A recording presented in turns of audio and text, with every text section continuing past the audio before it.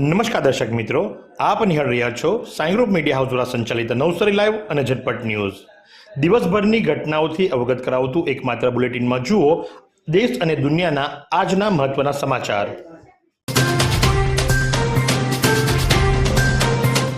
ગામ શામળા ફળિયા ખાતે luxury bus અને ટ્રક વચ્ચે સર્જાયો અકસ્માત. સુરતથી ધરમપુર આશ્રમ ખાતે જઈ રહેલ બસને નડ્યો અકસ્માત. બસમાં સવાર 6 મહિલા, 2 પુરુષ અને 3 બાળકો મળી કુલ 11 જેટલા લોકોને ઈજા થતાં સારવાર અર્થે હોસ્પિટલ ખસેડાયા.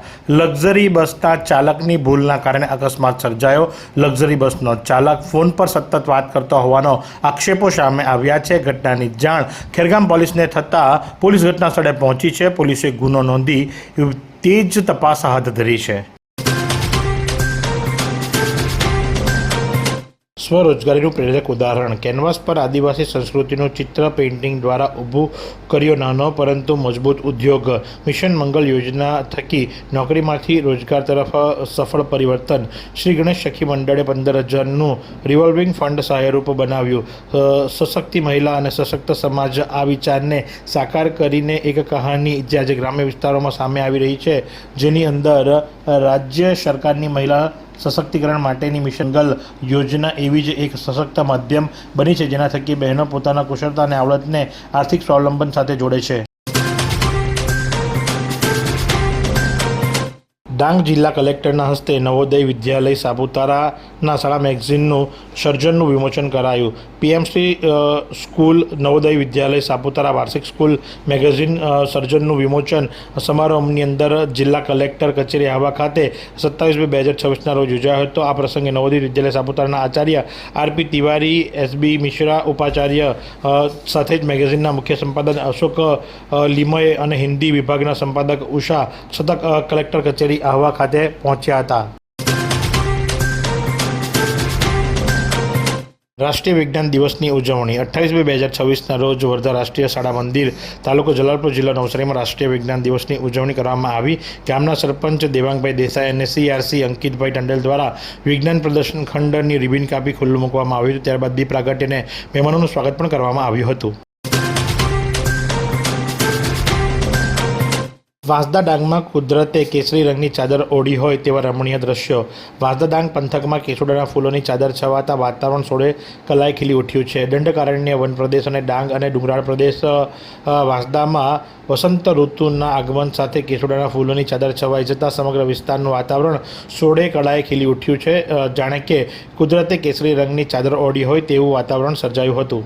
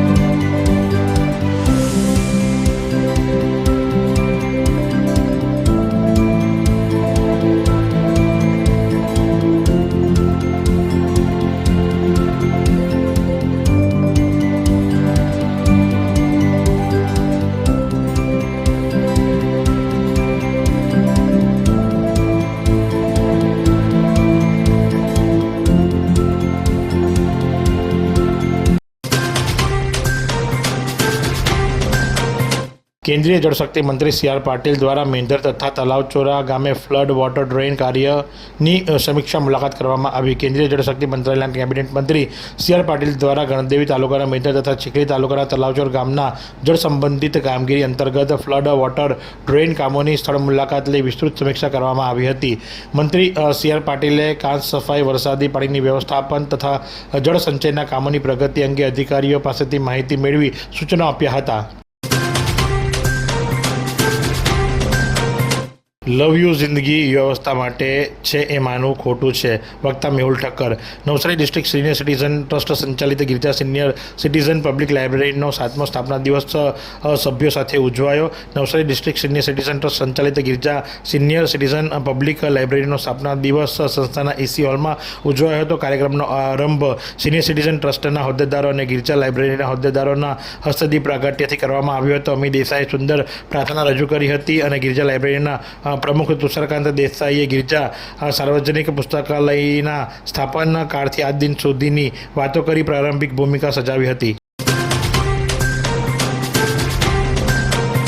અખબારી અહેવાલ બાદ એંધલ ડુંગરના માર્ગે રેલિંગ મુકાયા. ગણદેવી તાલુકાના એંધલ ગામે ડુંગરના રસ્તે રેલિંગના અભાવે અકસ્માતના ભયના ચિત્ર અહેવાલ અખબાર 20/2/2026ના રોજ પ્રકાશિત કરાયો હતો. જે સંદર્ભે આ રોડ પર રેલિંગ નાખતા આમ જનતાએ રાહત સાથે અન્ય લાગણી અનુભવી છે. એંધલ પશુ દવાખાનાથી હાઈવેને જોડતા ટૂંકા રસ્તાને કે જેનો ઉપયોગ વાહન ચાલકો વધુ કરે છે. આ માર્ગ 24 કલાક ધમધમતો રહે છે. તે માર્ગ પહોળો કર્યા બાદ હાઈવે તરફ ડાબી બાજુએ ઊંડી ખાડીને લઈને અકસ્માતનો ભય સેવાઈ રહ્યો હતો.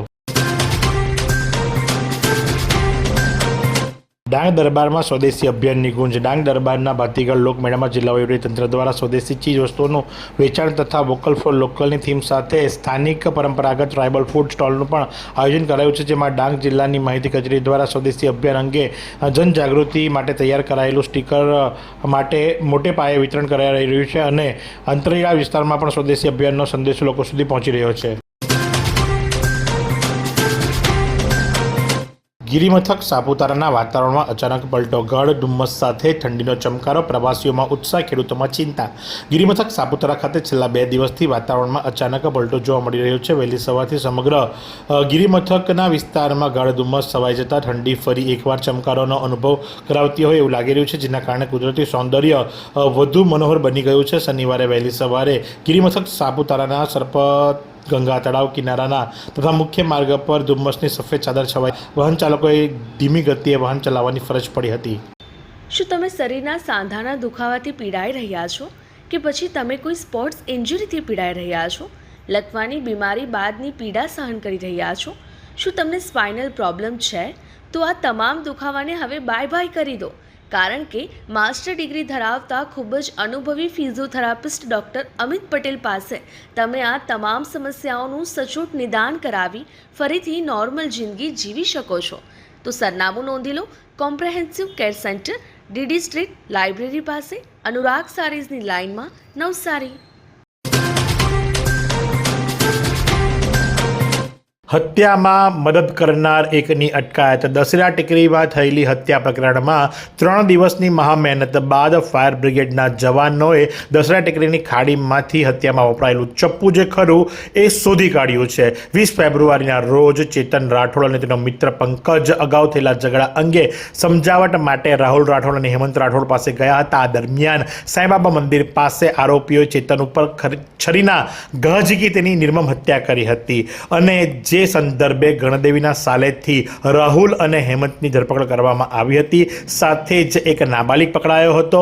આ ત્રણેયને જે ખરા એમાંથી 2ને 3 દિવસના રિમાન્ડ મેળવ્યા હતા અને નાબાલિગને જુનાઇલ કસ્ટડીની અંદર મોકલવામાં આવ્યો હતો. ત્યારબાદ કિરણ નામનો આરોપી પૂછપરછ દરમિયાન કબૂલ્યું કે આ ચપ્પુ જે ખરું એ કિરણે ફેંક્યું હતું, એટલે હત્યામાં મદદ કરનાર કિરણને પણ ઝડપી પાડવામાં આવ્યો છે.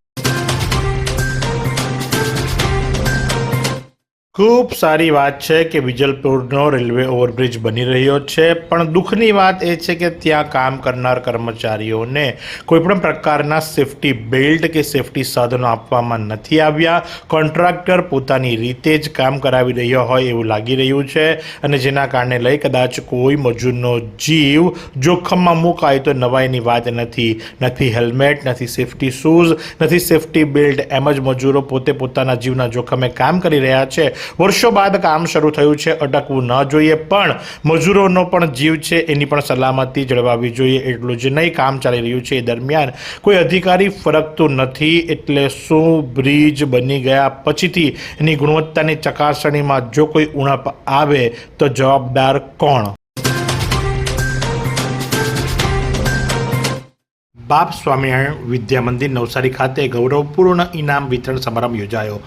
મહંત સ્વામી મહારાજની પ્રેરણાથી સંચાલિત બાપ સ્વામિનારાયણ વિદ્યા મંદિર નવસારી ખાતે 28મી ફેબ્રુઆરી 2026ને શનિવારે ભવ્ય અને ગૌરવસભર ઇનામ વિતરણ સમારંભનું આયોજન કરવામાં આવ્યું હતું. શૈક્ષણિક વર્ષ દરમિયાન વિવિધ ક્ષેત્રમાં ઉત્તમ પ્રદર્શન કરનાર વિદ્યાર્થીઓને સન્માનિત કરવા માટે આયોજિત આ કાર્યક્રમ આનંદ, પ્રેરણા અને સંસ્કારથી ઓતપ્રોત થઈ રહ્યો હતો. આ કાર્યક્રમમાં નવસારીના ભૂતપૂર્વ ધારાસભ્ય પિયુષભાઈ દેસાઈ, ગાડા કોલેજના ઇન્ચાર્જ આચાર્ય ડોક્ટર ધર્મવીર ગુજ્જર, નુડાના chief town planner Kaushik Patel વગેરે ઉપસ્થિત રહ્યા હતા. આજ રોજ નવસારીના રામજી મંદિર હોલ ખાતે લિટલ હાર્ટ પ્લે સ્કૂલનો એન્યુઅલ ફંક્શન ઉજવાયો હતો. નાના ભૂલકાઓએ સરસ મજાના વસ્ત્ર પરિધાન કરી અને ડાન્સ કરતા સૌ આમંત્રિત મહેમાનો સહિત માતા પિતાના મન મોહી લીધા હતા.